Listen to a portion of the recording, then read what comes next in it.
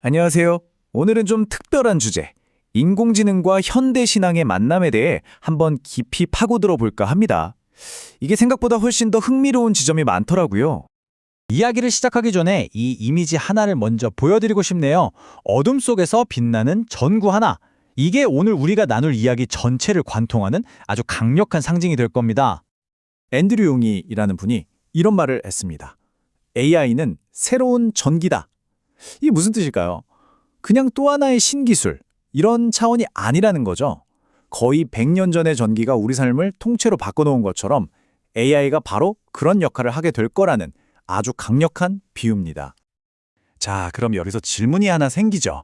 만약 그게 사실이라면 이 새로운 전기가 인류의 가장 오래된 제도 중 하나인 교회에 흘러들어가면 과연 어떤 일이 벌어질까요? 이게 바로 오늘 우리가 파고들 이야기입니다.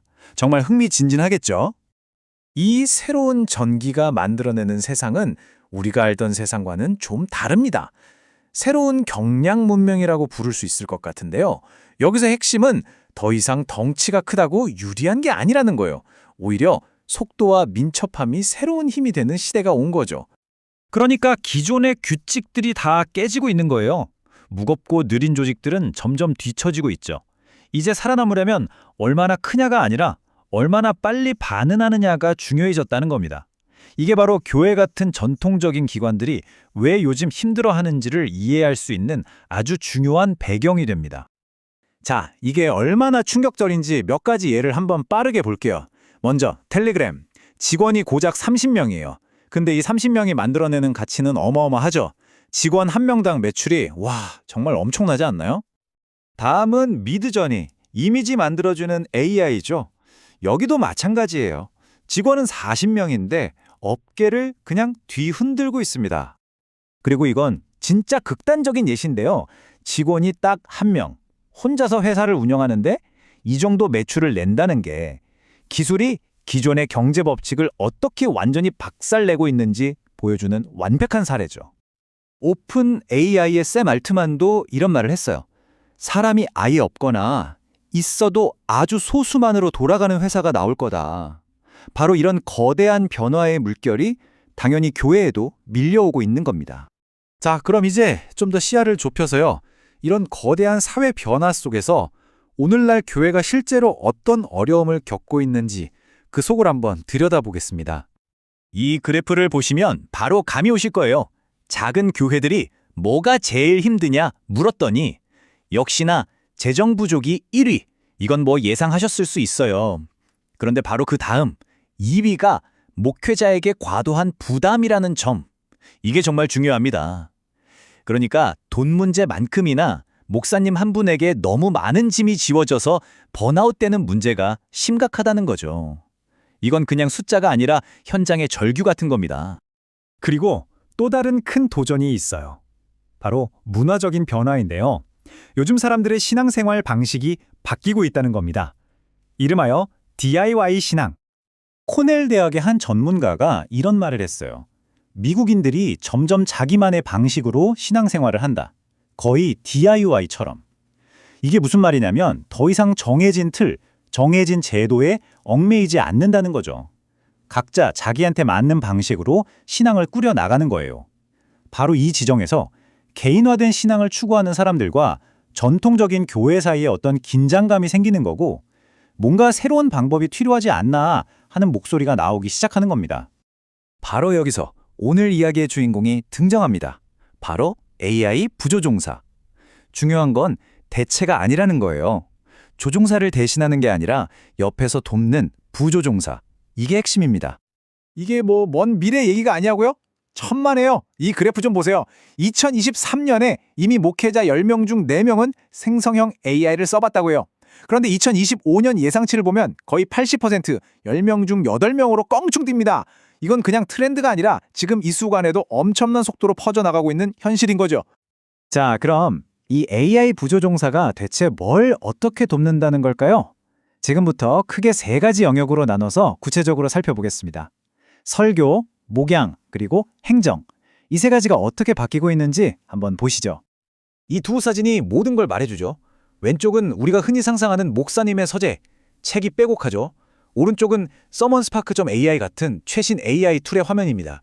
예전에는 책을 뒤지고 자료를 찾고 하던 그 모든 과정이 이제는 이 화면 안에서 다 해결되는 거예요. 정말 극적인 변화죠. 이 AI 비서가 뭘 할 수 있냐면요. 정말 다양해요. 특정 주제에 대해서 20대 청년들은 어떻게 생각할까 같은 다양한 관점을 제시해주기도 하고 설교에 딱 맞는 영화 장면이나 노래 가사를 찾아주기도 합니다. 설교 개요 짜는 건 기본이고요. 심지어 성경 이야기를 요즘 시대에 맞게 각색해주기까지 해요. 여기서 끝이 아니에요. 설교 한 편을 만들면 그걸로 블로그 글도 쓰고 묵상 자료도 만들고 SNS에 올릴 짧은 컨텐츠까지 쫙 뽑아주는 거죠. 말 그대로 원소스 멀티 유즈가 가능해지는 겁니다. 목향, 그러니까 성도들을 돌보는 영역에서는 이런 재밌는 사례도 있어요. 스위스의 한 교회에서 설치한 AI 고해성사 부스인데요.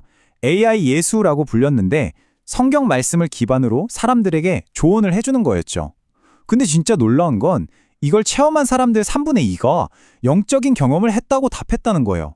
와, 기술이 인간의 영혼에 어디까지 다가갈 수 있는가 하는 아주 근본적인 질문을 던지는 사건이었죠.